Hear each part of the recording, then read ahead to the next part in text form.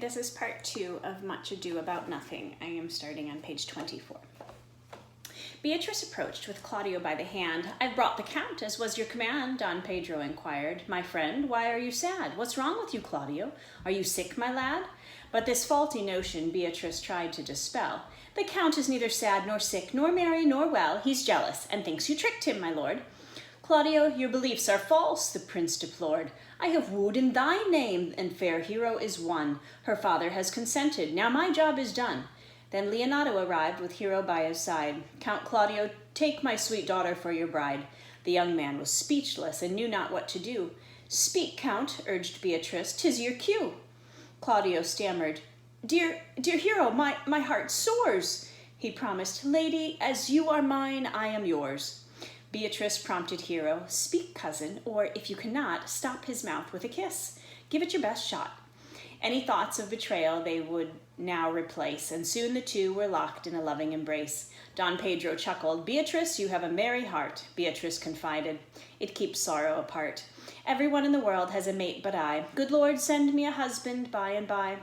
The prince interrupted with his own plea. "I will get you one. How about me?" "No, my lord. I was born to speak all mirth and jest." Don Pedro laughed. "Being merry suits you best." The prince gazed after Beatrice as she fled. "A pleasant spirited lady," Don Pedro said. "But she will not consider a husband," he declared. "She mocks all her suitors," Leonato despaired. Don Pedro retorted, "We could get a man in her life. For Benedict, she would make an excellent wife." Leonato laughed. "Don Pedro, you're a cad. Married just a week, they would talk themselves mad." But now a new scheme simmered in the prince's mind. "I will need the help of the three of you combined." Leonato and Claudio were eager as could be, and the Lady Hero said she would agree. "We'll start with Benedict," Don Pedro began. "Come in with me, my friends, and listen to my plan." While Don Pedro's plot was being detailed, Don John was angry that his scheme had failed. He snarled, "Claudio's marriage will now proceed." "Not if I can cross it," Borachio disagreed.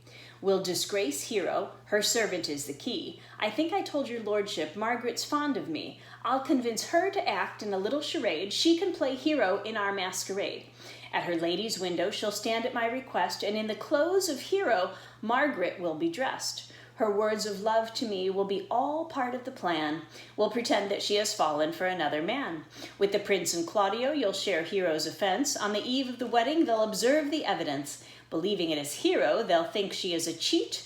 Don John sneered, "Of course, I'll be discreet." And so the week passed toward the wedding day. Benedict strolled in the orchard, his look far away. "I wonder that Claudio, a soldier so renowned, could fall for the folly of love," he frowned. "Affection shall never make me such a fool. I would not submit to such ridicule." Then Don Pedro, Leonato, and Claudio he spied. "Ha! The prince and Monsieur Love I will hide." For more talk of marriage he was not keen, and behind the bushes he hoped he'd be unseen. Benedict was unaware he'd already been sighted. The three men saw him hiding there and were excited. The prince spoke loudly and cut to the quick. "You say your niece loves Signor Benedict?" Benedict was startled and sat up straight in shock. He began to quiver and his knees began to knock. When they glanced towards him, he dropped out of sight. Claudio whispered, "Bait the hook well, this fish will bite." Leonato raised his voice. "Yes, it's Benedict she adores. Hero says she writes to him and her passion soars. 20 times she's up at night, then rips her notes apart, knowing how he'd spurn her love and torment her heart." "I wished she had bestowed this love on me," the prince replied. "Benedict should know of her affection," he cried. Claudio disagreed. "He'd mock her, the old sinner." And then the three departed and went to dinner. Benedict rose from hiding. "This can be no trick. They seem to pity the lady who's lovesick." He felt his pulse quicken, and his face began to burn. "Beatrice adores me. This love I must return." Like a bolt of lightning, everything had changed. His ideas of marriage were now rearranged.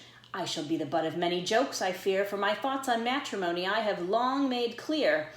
"But shall I let them their ridicule deter me?" he implored. "No. The world must be peopled," Benedict roared. "Here comes Beatrice now." His eyes opened wide. "I do spy some marks of love in her," he cried. Beatrice spoke coldly, her voice sounding shrill. "I'm sent to summon you to dinner, against my will." Benedict beamed. "I thank you for your pains," Beatrice glared. I wonder at your brains. If it had been painful, I would not have come. Then she stomped away, looking awfully glum. "Huh," laughed Benedick. "I know her techniques. There's a double meaning in what she speaks. Her gruff behavior is as transparent as glass. Our future together will soon come to pass." So Benedick was convinced by the little spoof, and Beatrice herself had provided the proof. Next, it was the lady's turn to change Beatrice's heart. Hero and her gentlewoman would each play a part. "Good Margaret," cried Hero, "run thee to the parlor. Tell Beatrice that with Ursula I gossiped in the arbor." Step one of the plan seemed to work like a breeze. Beatrice rushed to the orchard and hid behind the trees. At first they were whispering so she couldn't hear. Beatrice crept closer when the coast was clear.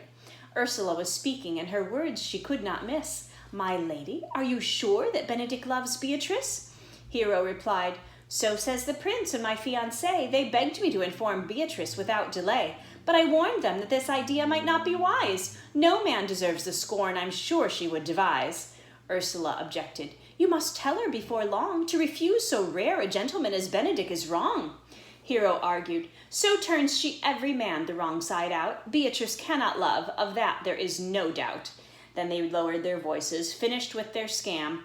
Ursula whispered, "We have caught her, madame." "If it prove so," said Hero, "then loving goes by haps. Some Cupid kills with arrows, some with traps." Beatrice was dazed as they disappeared from view. "What fire is in my eyes? Can this be true? Stand I condemned for pride and scorn so much?" she cried. "Could it be that Benedick wants me for his bride?"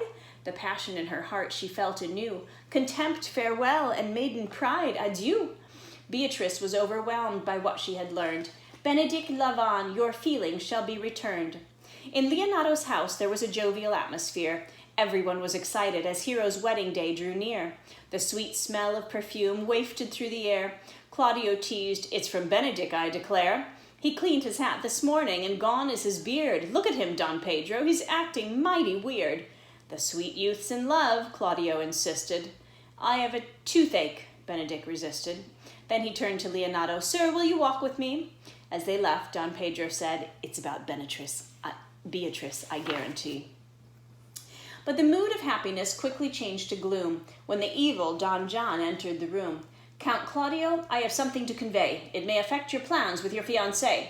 Though your wedding tomorrow I do not wish to spoil, I come to inform you that your lady is disloyal." "Who? Hero?" Claudio looked horrified. "Disloyal? Can this be true?" he cried.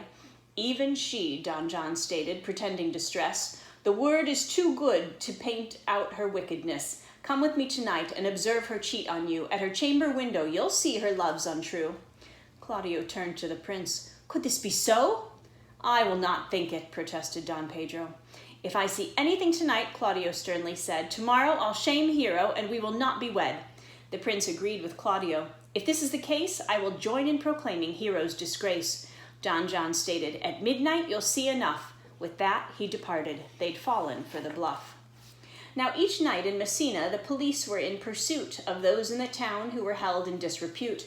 Dogberry, the master constable, was in charge of his crew and demanded of his officers, "Are you good men and true?" He instructed them at length on their nightly protocol as his befuddled group tried to understand it all. "George Seacole, since you can read and write, you will lead the watch and bear the lantern tonight. And to my fellow constables, try not to offend. If you meet a thief, this is what I recommend. The less you get involved, the better you will be. Let him show himself, then allow him to go free. Call at all the alehouses and bid those drunk to bed. If they will not leave, look the other way instead. And honest gentlemen, for my final chore, Hero's wedding is tomorrow, so guard Leonato's door." And so the night watchmen in the drizzling rain stood quiet as church mice on guard once again. It was then they heard Borachio bragging to a friend, "Conrad, stand closer and you will comprehend." "Hey man," Borachio swaggered, "I put on quite a show." He jingled coins in his pocket and swayed to and fro. "I've been celebrating," he added with a smirk. "Don John paid 1,000 ducats for my night's work, and I will, like a true drunkard, utter all to thee." The watch were now on tiptoes, straining to see. "I have tonight wooed Margaret. I knew I would not fail. Imagine the scene," he burped as he continued his tale. At her lady's window she answered in Hero's name, and wearing Hero's clothes was all part of the game. Now Claudio was watching our little liaison, along with the prince and my master Don John. Away rushed Claudio, enraged beyond belief. Tomorrow, he smirked, the wedding will be brief. When it's time to share their sacred vows at church, Claudio will shame Hero and leave her in the lurch. Just then a loud voice bellowed in protest. We charge you in the prince's name, you're under arrest. The officers had heard Baraccio's every word. They were honest fellows and would not be deterred. The first watchman shouted, Call up Dogberry. We know a pair of villains. This is lechery. Masters, masters, Conrad tried to explain the fuss. The second watchman cried, Do not speak. Come with us. And I'm going to break there. That's the end of part 2.